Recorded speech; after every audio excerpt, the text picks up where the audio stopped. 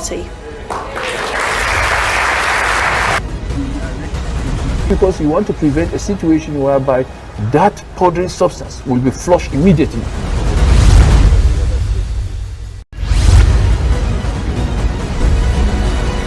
Tell you for a fact that this election is between. They sold form recently for 100 million. There's no meaningful development that can happen without peace, without us being united.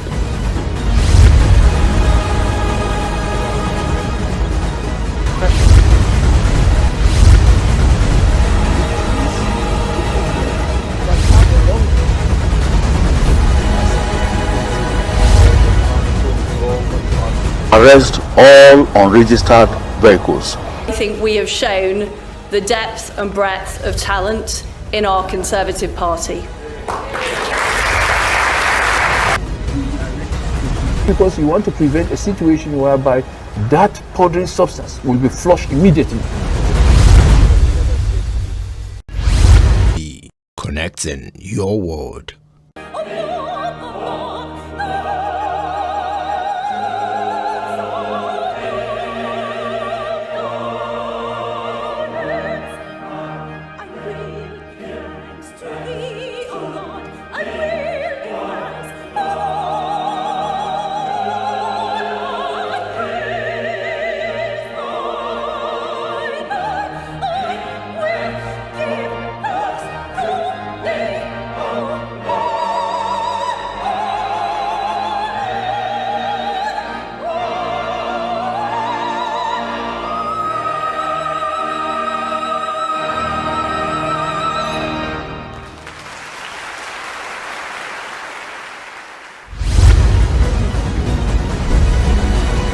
Tell you for a fact that this election is between. They sold form recently for 100 million.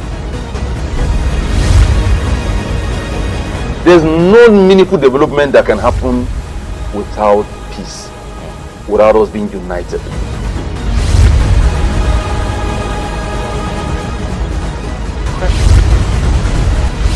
The depth and breadth of talent. Because you want to prevent a situation whereby that powdery substance will be flushed immediately. A very good morning to you. Thank you so much for joining us on another edition of Staright Talk right here on Bright Television, home of talk and entertainment. Don't forget that the program is basically designed to look deep into issues that affect Nigeria as a country and Nigerians as citizens. Welcome to the program. Kindly follow us on all our social media platforms on Instagram, Facebook, and catch us live on YouTube. Make sure you get your TS TV Dukoda channel 102 on TSTV Africa. My name is Ayobami Adeyemo. Well, let's get to talk about some big stories in the media space this morning. Yesterday, the ruling party, All Progressive Congress, were all at Damaturu in Yobe State, where the President of the Federal Republic of Nigeria joined the train. President Muhammadu Buhari told the Northeast voters, saying that guarantee progress in security and economy by electing Asiwaju Tinubu. The Presidential Campaign Council, PCC, of the ruling All Progressive Congress moved to Damaturu, the state capital, on Tuesday. President Muhammadu Buhari, who is also the chairman of the council, made this call. And in his own speech, Asiwaju Bola Ahmed Tinubu assured Nigerians and pledged that he will end recurring house strike and all the challenges in our country, Nigeria. Well, away from the ruling party, we'll cross straight to the Labour Party, where the presidential candidate of the Labour Party, LP, was also at his own rally, where he also urged Nigerians to vote for him. He says that it will end every challenge that's facing Nigeria if he is elected. It's also mentioned that no one will want to leave Nigeria, will wish to leave Nigeria if given a chance to be the president of the Federal Republic of Nigeria. He made this call in Anambra State yesterday while talking to voters. Many things have been happening in the political space, indeed, definitely. And majorly, people have been asking, apart from the manifestos, the promises, how do we tackle every other challenges using technology in our country, Nigeria? After my break, we'll be looking at tech the impact of technology in Nigeria. How far have we gone in Nigeria? How has technology or tech developed in our country, Nigeria? And what can we do to make Nigeria the first in terms of technology globally, if it's possible? We're back after this break. My guest will join me. Stay with us. We're back.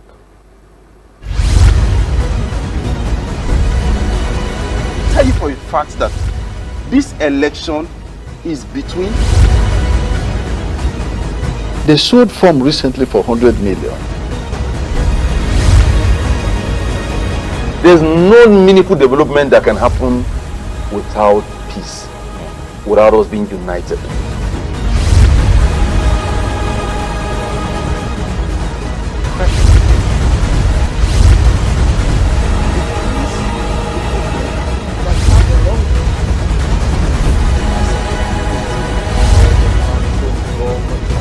Arrest all unregistered vehicles. I think we have shown the depth and breadth of talent in our Conservative Party. Because you want to prevent a situation whereby that powdery substance will be flushed immediately.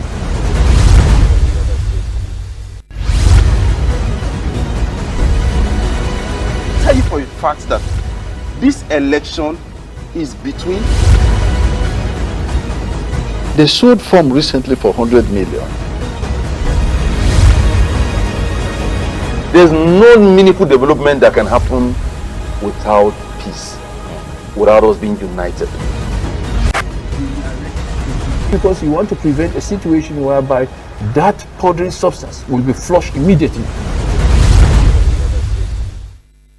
All right, thank you so much for joining us. Still Straight Talk right here on Bright Television, home of talk and the entertainment. Well, Nigeria is regarded as the Africa's largest ICT market, with 82% of the continent's telecoms subscribers, and of course it has 29% of the internet usage. Now, with these imply that Nigeria is really taking what we know as opportunity very well.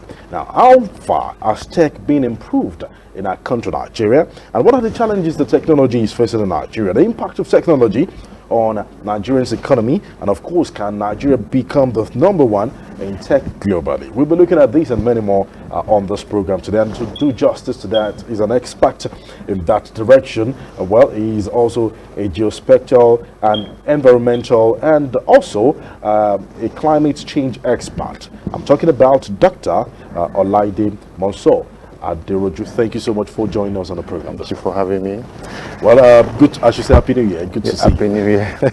All right, let's talk about how Nigeria has been regarded as the Africa's largest ICT market, with according to the research which was given October 21st in 2021. It talks about being having 82% of a total number in the telecoms subscribers. I know it will have increased as we speak right now, but let's look at that the statistics given to us. How far with the tech ICT market in Nigeria? First, to start with, I'm happy to be here. You can remember that when MTN came to Nigeria, when they came to Nigeria, it was very easy for them to really have a lot of subscribers, because this thing we've been waiting for this during General Abacha's time. Yes. We keep having lots of promises that this is going to come, and we've been left behind. And we're having over 200 million people. It is expected that no one wants to be left behind. So one aspect of tech or the other, people are just going into it, especially Nigeria being the hub, a very good capital market, and we're having the highest GDP for Africa, and we all know that this is going to be something that is productive. And Nigerians we are go-getters, and for every kind of opportunity, we want to be the first to be there, and we want to be the first to break through. You can see in the US, the Nigerian actually came up with some kind of idea that Apple bots sometimes, Flutterwave, Nigerians, and I can see that Lagos State, for example, gives an opportunity for tech, and I think Ondo State too. because I've been with some colleagues and I know they are really going forward there. So the thing about the tech thing is there's lots of focus on financial driven tech.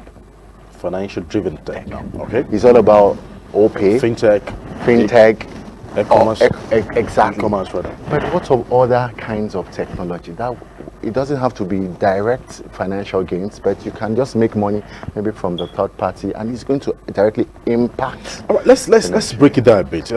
Since you talked about e-commerce and of course fintech and every other thing, I know that there are a lot of aspects when it comes to technology. We have information and communication technology, we have health, we have many other parts. But let's look at the e-commerce and fintech. Have we been able to improve well? Because you said there are a lot of focus on that. Have we done well in that sector, in that side? Very well. I think we've done well, because now you can see somebody in the market, for example, in Balogo market, or we say market in Abuja, instead of going around advertising your stuff from door to door, now we just place it on maybe Instagram or some kind of platform. Or the social media platform, and it just goes all the way. I've seen a situation where a cousin of mine actually produces some kind of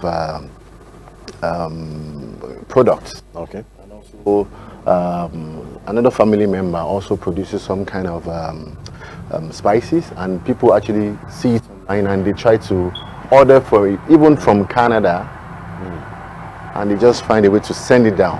So that's just the basic, and you can imagine one Uche in Onitsha trying to sell his product. It doesn't have to go all the way to Lagos.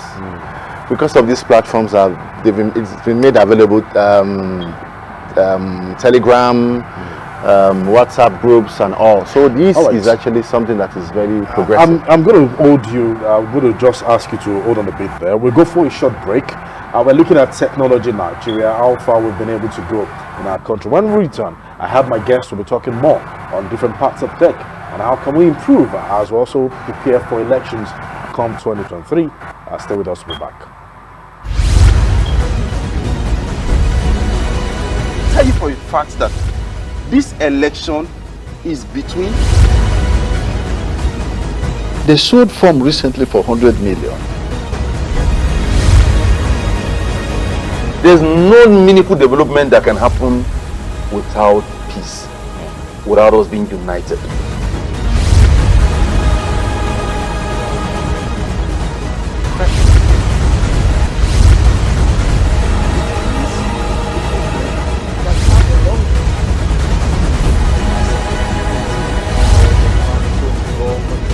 Arrest all unregistered vehicles. I think we have shown the depth and breadth of talent in our Conservative Party. Because you want to prevent a situation whereby that powdery substance will be flushed immediately.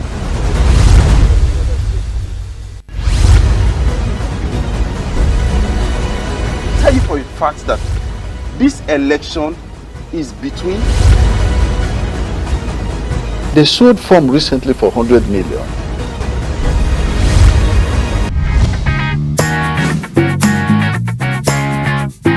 Hello, welcome to another exciting episode of Let's Talk. Now, there was a story that was told about the twins brother who their father was an alcoholic. The other one grew up to become an alcoholic. The other one grew up not touching alcohol. And they asked two of them, he said, did you see what alcohol did to my father? I didn't want to be like I want to be him. like him. Tell you for a fact that this election is between. They sold form recently for 100 million. There's no meaningful development that can happen without peace, without us being united. Because you want to prevent a situation whereby that powdery substance will be flushed immediately.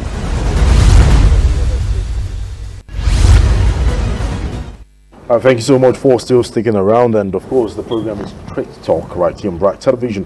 of Talk and Entertainment. I have my guest in the studio with me, Dr. Olaide Deroju. Of course, he's an expert when it comes to technology. Well, before we had the break, we're looking at e-commerce and fintech. We're trying as much as possible to establish the fact that they are done well in Nigeria, and indication also shows that with the GDP that we have in our country, Nigeria, they've contributed immensely as regards to that. Now, for the fintech, I'm tempted to ask you, because CBN just released the policy now, the limitations in the cash flow for individuals and of course corporate organization from 500,000 to 5 million respectively.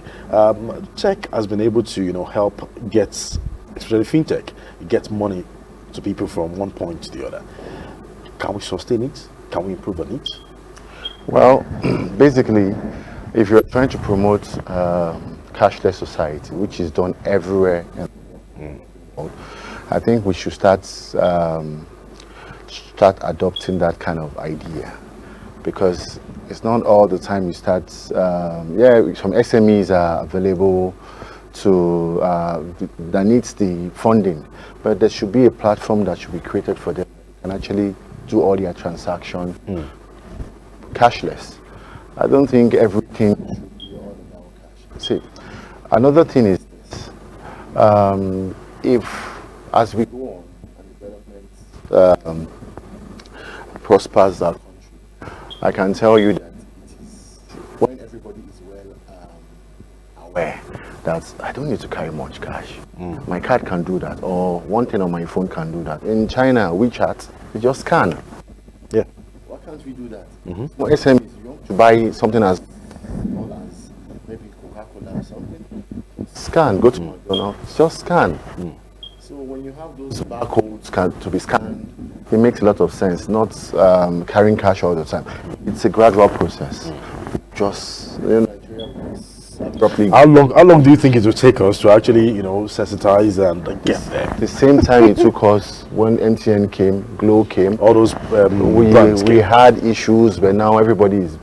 Before, if you have a China phone, you have a China phone, but now China is doing one of the best. So we will get it. We won't get it wrongly initially. We'll start adapting to it until we get it right. So it's not like it's a big all right. Let's look at health. I know many people want to talk about tech when it comes to health, and you'll recall what ICT sector did during the COVID-19, the way it's helped in curbing the spread of COVID-19 globally. In Nigeria, it also played a major role at that. It has gone from the COVID-19, in fact, part of health too, climate change, which that is your own sector, your strong force there. It has a lot to do with. Have we been able to do well when it comes to tackling the challenges we have in the health sector? Picking it one after the other now. The health sector, for example, the COVID-19 was just like a major blow for the NCDC and other major stakeholders to actually invest in that. But there are things that have been happening underneath the curtain before COVID-19 came. For example, if you need a pharmacy, you can get an application on your phone that tells you, I need a farm. You understand? Done by parents, just that they don't have in Nigeria. In Nigeria, they don't even just make it public, because those are the kind of things people should invest in. Like I said, there's a lot of focus on fintech. But for another one, Safe Mom for pregnant women. There's an application for that. Yes, my wife even used it. But why is it not that why is it not that in the media space? Come on, in the media space or in the public space?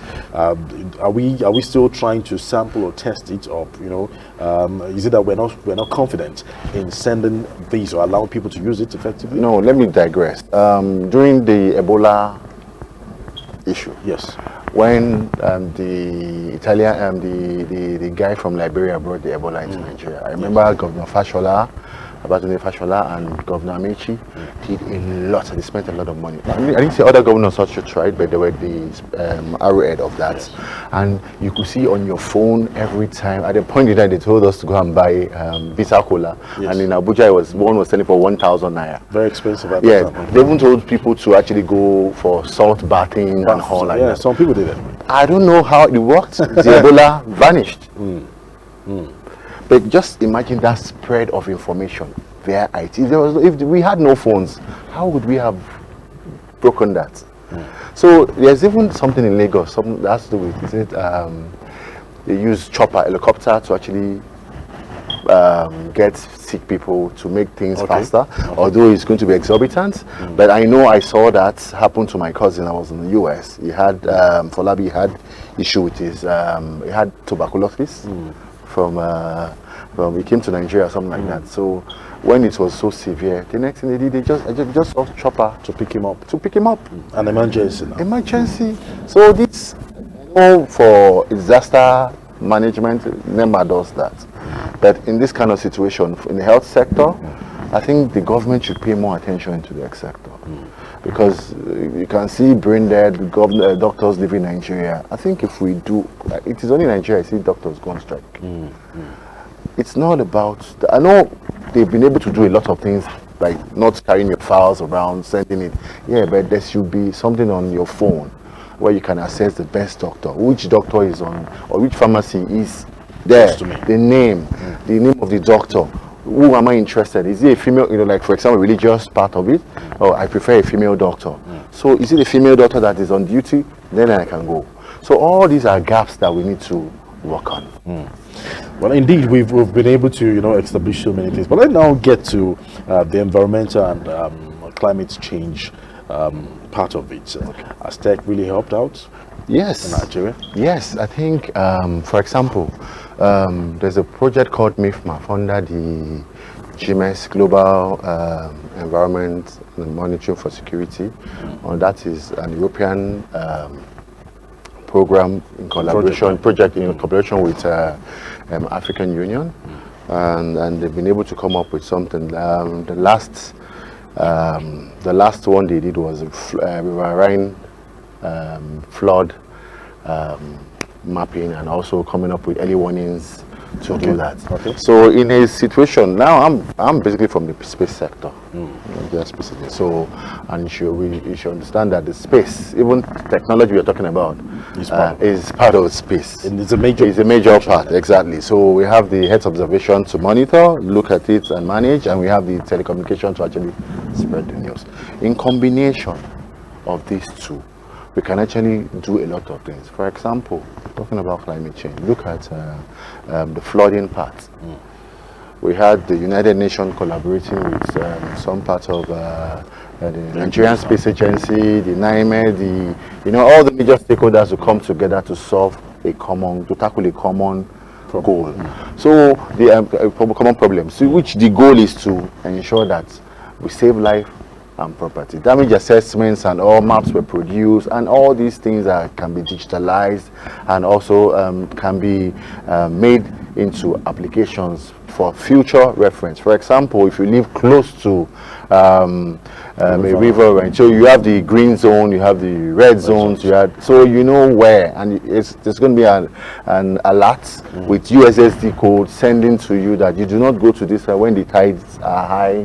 For example, in Bayelsa, and if the precipitation is if the rainfall is a lot for a longer period, definitely the dam is going to be filled up. Yes, there's going to be some kind of. Well, we had issues just lately, a few months ago, where a lot of states were affected by the flood in Nigeria. Taraba, Bayelsa, I mentioned them, over 12 states 13 states were affected in Nigeria. Kogi, for example, and it's a big issue. Why can't we? Is it that we are not ripe enough to get these ideas that you're talking about being put in place? Why can't we use that to solve that problem? Are we thinking towards that direction in solving further, future problems? Okay, for example, in the 2012 flood, that was part of the people that risk our life to go and do. I was at Kogi too, so I was 2012 flood. And Usually there's a return period of 10 years, so 2022 is not surprising to us. Then, because that wasn't covered so well, because I can tell you that was actually, because this was covered so well. In 2012, people didn't really cover that, and that was really devastating. Yes, yes. Because it was a release of water from the Jeba, the Kanji, and also Lago Dam. So everything now came to the conference and hit a lot of places. But it's not, this year's flooding is something that the NIMET have been talking about warning people that at so time there's going to be flooding, and it's only normal. But poverty driven, you don't have money to stay in a place that is on the higher ground. You have to look for floodplain, which is cheaper. So you don't actually blame people, you understand? And secondly, the government should actually try to, or well wishes to try to provide a safe place for them in case of flood. And also, because of the alluvial deposit and the fertility of the land close to the river, people plant. But there should be a better orientation that when it's time, when you should have a early harvesting, you understand, then post-flood, because some flooding brings nutrients to the ground. So you can now use that nutrient to actually plant again. So there should be more awareness. Exactly. So who's, because I must ask you, I'm happy that you're here, and of course you're telling Nigerians about this. Who's started with that responsibility to educate people more on these things? Well, for example now, I know I'm asking it because I want to know, have they done well in doing that? There are lots of, it's a different when you do symposium, workshops and all. Is it going to the right people? Are you inviting the people, the right targeted, the targeted audience? There's an NGO under the GMS Space for Humanity Foundation that decided with their responsibility that they should all stakeholders in Nigeria should actually be encouraged to use Earth observation, like satellites data to actually look at these areas and educate people to use more of satellite data, and also come up with, there's a product by the MIFMAF project where they did some early warnings and flood mapper on your phone to upload whatever you're doing, if the flood just started in your area, you can keep updating so that more jingles will be, alerts will be given to people so that people can evacuate over the period of time. So I think everything boils down to funding, because NIMET is doing their own. National Orientation Agency, they are trying. And National Space Research and NASDA, they are trying. NISA, they are trying. NEMA is also. But NEMA is all about emergency. If the thing comes, until it happens, they have to respond.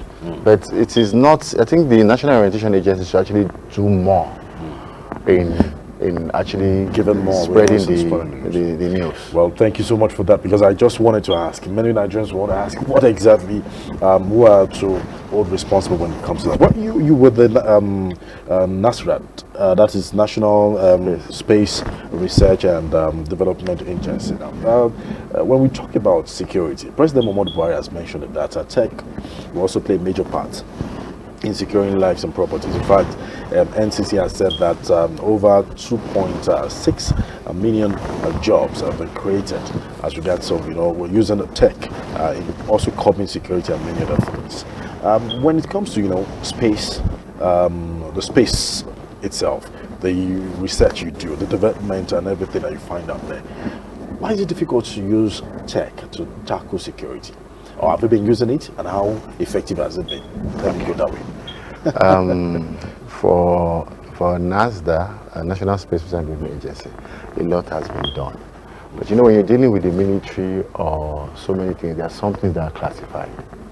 Okay. But another thing is for NCC and other Federal Ministry of Telecommunication, they've done a lot. You understand? Sometimes when they say things are classified, when you come to the media and just talk about it, you're already giving the other guy a clue. You understand? Things have happened, things are happening, and this whole insecurity thing, I can tell you that probably the Nigerian army and the Nigerian government have done a lot, but some people now see it as an avenue to prosper. Okay. So you can see somebody, initially they mentioned a particular tribe doing this, only to find out now that other tribes are doing it. You understand? I'm not saying anything about trying to, but okay, recently there was a kidnap in train this thing in Edo State. Yes. Are you going to tell me that it's those stigmatized people you tribe that you won't start talking about? So something happened in Lagos, something happened in Ondo. So see, people have now seen it that okay, it's an opportunity for business and all. I think the government should tackle the internal security well. The DSS should do a lot of intels, and also they should be able to tackle it from that angle. So I think for the Nigerian government, they've tried. Insecurity is not solved in a day. In Iraq, there's still a problem, despite Afghanistan. The United States itself. Exactly, even US, but they don't report that. And I think there's this attitude of, when this woman was alive, Dr. Dora Akunyili, she was, as information minister, she was trying to tell us that we should rebrand. It's not rebranding. We don't just report our negativity. There should be a channel whereby you have your information, to channel it to the right source, not to the right channel. Yeah, you don't have to just blow it in the social media. Try to make sure that, make the government feel like they are doing nothing. That is not appropriate. So I think they are doing well. I'm telling you.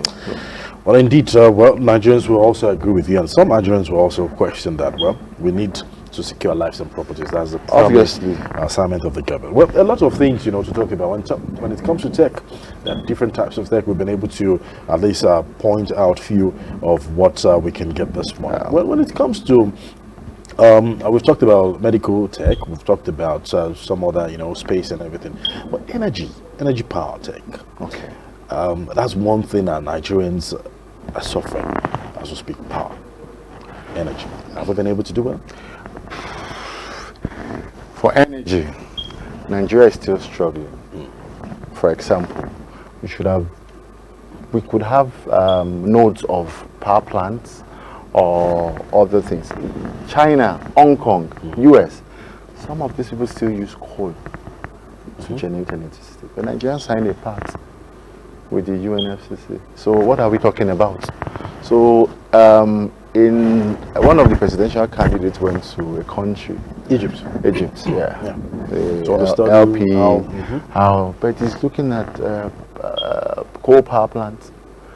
Who is going to give us loan for when we already signed something on climate change? So we can't probably get. We can do something, because I can see this. The former Lagos State Governor Asiwaju, the presidential candidate, tried to come up with Aaron Ibori. Governor Ibori tried to do the same thing for his. But we have the problem of Genco and this. You don't have the rights. It's the right of the federal government to do this and that. So all those kind of things, we need to try to separate politics from a system. This is a system. Let it work normally. This idea of channeling gas from Bayelsa all the way, because Nigeria is more of a gas country, all the way to Europe, and with different parts. I saw the minister Babatunde Fashola trying to explain that at every junction, at a particular, like in Kano, maybe in Warri, on some parts, you can build a power plant, and this power plant is estimated to give you an appreciable megawatts of energy. So we can have notes of this. And secondly, for example, in Europe, they do hybrid. They don't just rely on just hydro. They have wind.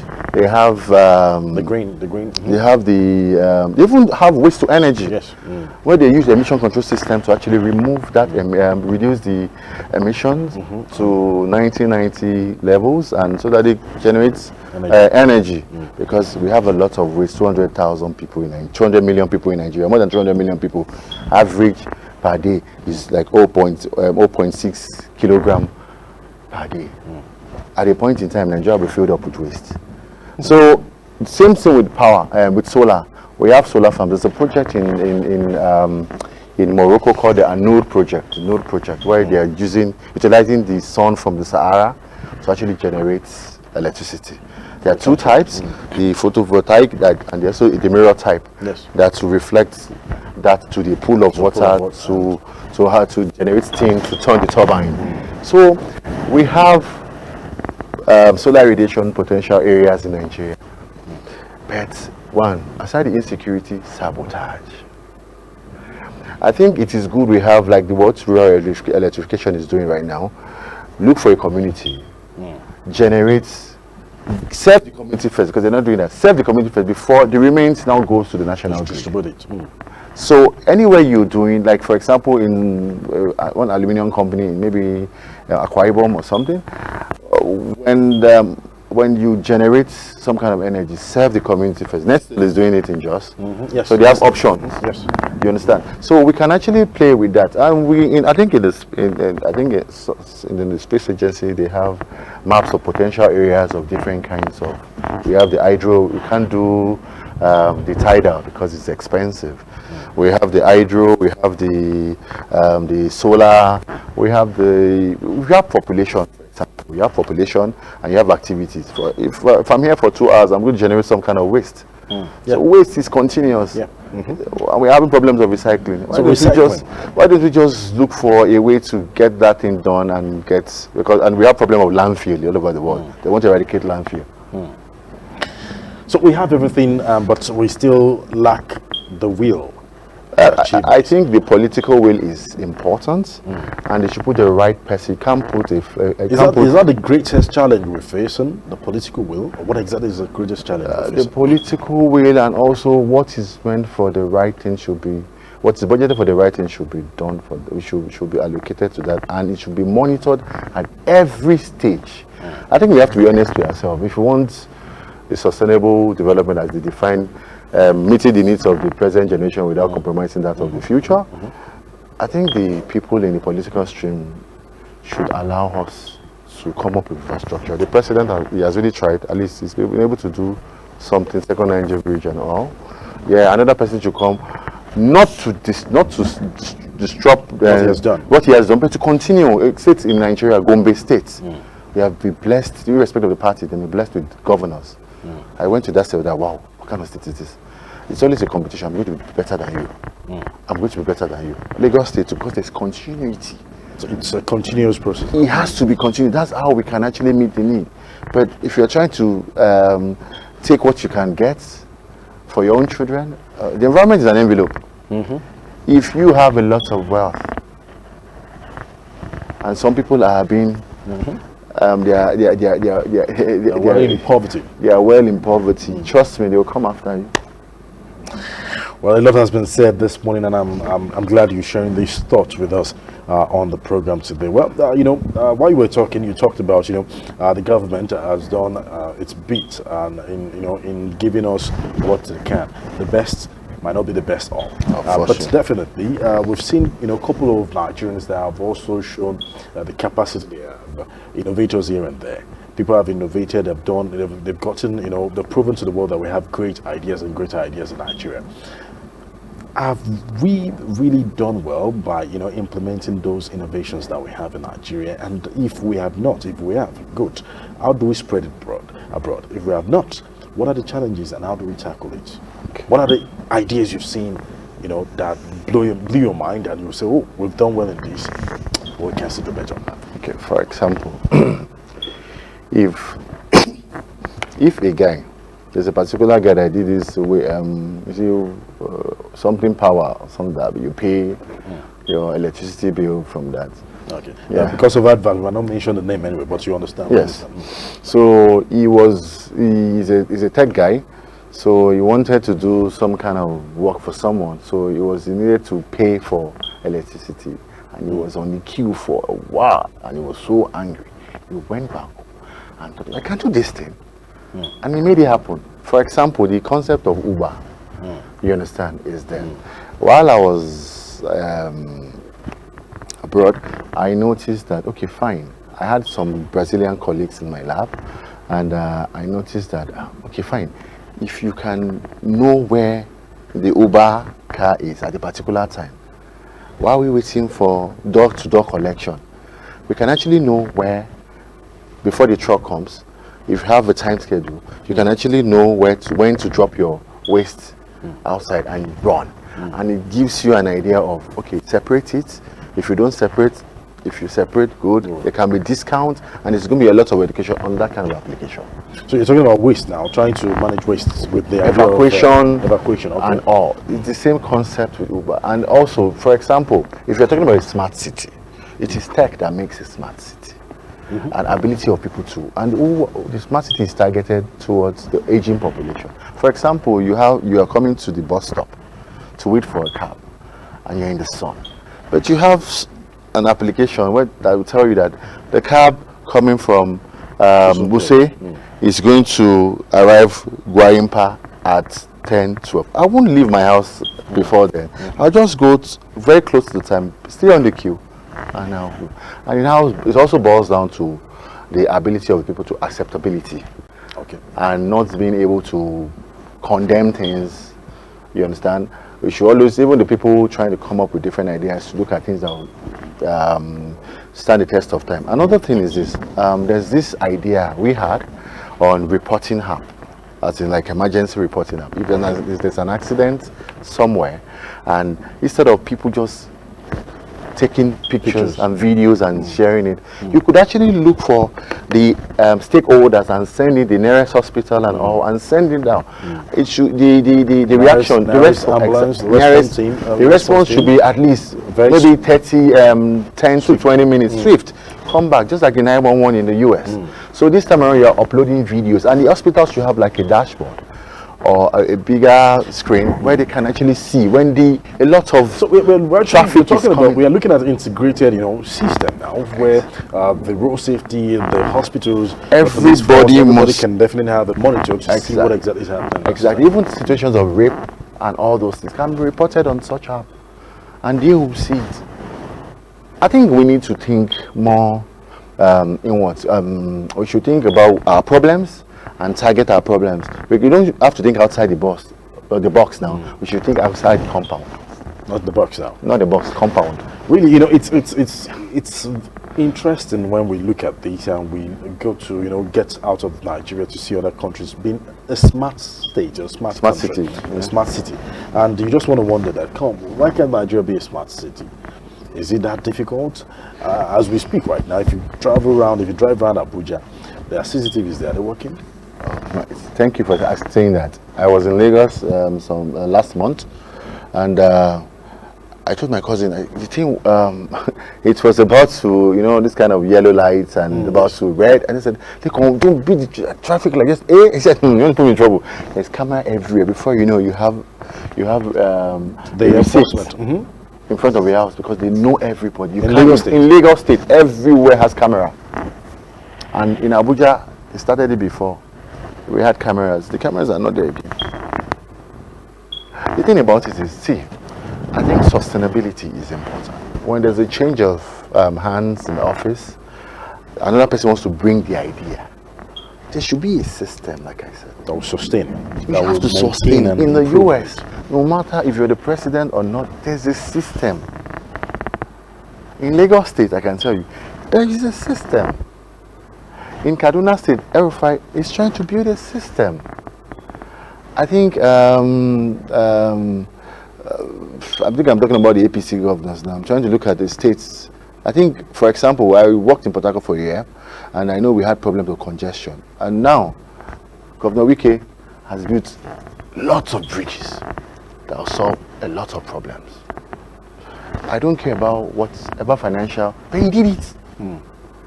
Second Niger bridge has been done. Let another person come and do another thing. You understand? There's a 4th mainland bridge in Lagos. Yes. And it's all about PPP. We don't have to put our money in everything. No. The government have better ideas and they can do that. So it's just that some people, like I said, have saboteurs, and it shouldn't be like that. Nigeria is a country. Well, a lot has been said, and truly Nigerians are worried and they're concerned, and they want a better country called their own, a smart city, and of course a country that we can all sleep and wake up and say, yes, this is truly a great country. Before we go, I will not do justice to this interview if I don't ask you this question. Now, we've seen, even during COVID-19, exposed us to a lot of things, especially education was also grounded. Many people have come out to say, okay, we can have a smart school, smart, e-education and many things like that. How far with that? Have we been able to do that effectively in Nigeria? I think that after ASU strike and many challenges that we're facing in this country, have we been able to do that? We thank God Elon Musk SpaceX is coming to Nigeria. If you can have a very good internet system, you understand, that problem will be solved. Some of us that we want to go for meetings, that we want to be there present live, when they say webinar, we're like, we don't like it because we want to travel. Because you want to be there. Okay. So let's not still analog.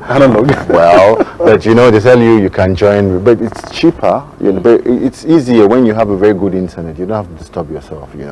And sometimes the network, the power. So there are other factors, infrastructure that needs to be tackled before we get there. But I can tell you, you can decide not to go for lectures, and you're home and you're getting your Open University does something like that. So we can actually have our e-education platform. Kids, I remember parents were forced to buy tabs for kids, but trust me, we have the situation of network and all. And there are other, let me digress again. Aside that, talking about security, there are other causes of security aside, which is a natural cause. For example, desertification. The desert is approaching the arid region from Sahara coming into Nigeria. People live there. They have to migrate. So the migration coming here, see Lake Chad, as a 90s, they're home to 20 million people. I know it should have, but so those villages, they've gone extinct. So because of the climate change, desertification. So the migration. So they migrate to where there's green. And these people come with, they have to protect the nomads protect their thing. And we now have problem of cattle rustlers here in Nigeria. So these are really pockets of issues. Things that are lining up. It's only when we get it right and try to solve a lot of problems, both environmentally, we shouldn't be political, there should not be political injustice, environmental injustice. We should try to solve things accordingly. I think we'll be just fine. Time will not permit us. I know I want to ask a lot of questions. When we talk about data security, big data, and of course cloud computing and coverage and many other things. I know you have a lot to talk about that. Probably we'll still schedule another time to see how we can elaborate more on that. I want to say a very big thank you for being part of the program today. We've been having this conversation looking at tech and the impact in our country, Nigeria. I've been having this conversation with Dr. Olaide Aderoju. He's an expert when it comes to environmental and climate change, and of course from the National Space Research and Development Agency. Thank you so much for joining us on the program. Thank you very much. All right, that's the package on today's edition of Straight Talk right here on Bright Television, the home of talk and entertainment. Don't forget that the program comes your way 10 o'clock every day from Mondays to Fridays, and you can follow us on all our social media platform, Instagram, Facebook, and catch us live on YouTube. Make sure you get your TSTV decoder channel 102 on TSTV Africa. Like I always remind you, I keep telling you, when you play your part, I play my part. We have a better place called the Federal Republic of Nigeria. On behalf of everyone behind the scene, thank you so much. My name is Ayobami Ade. God bless you, and God bless the Federal Republic of Nigeria. Goodbye.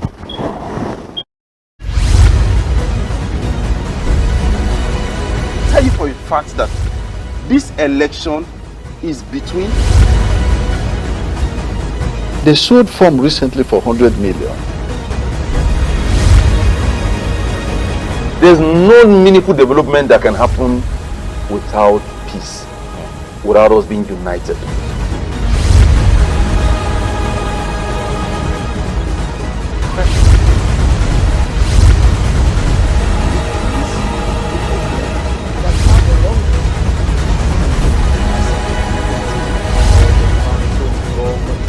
Arrest all unregistered vehicles. I think we have shown the depth and breadth of talent in our Conservative Party. Because you want to prevent a situation whereby that powdery substance will be flushed immediately.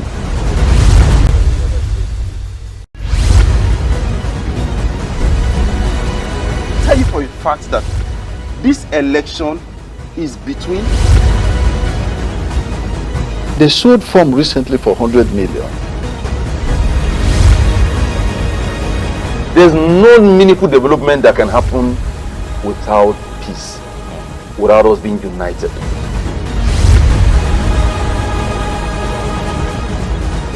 Pressure.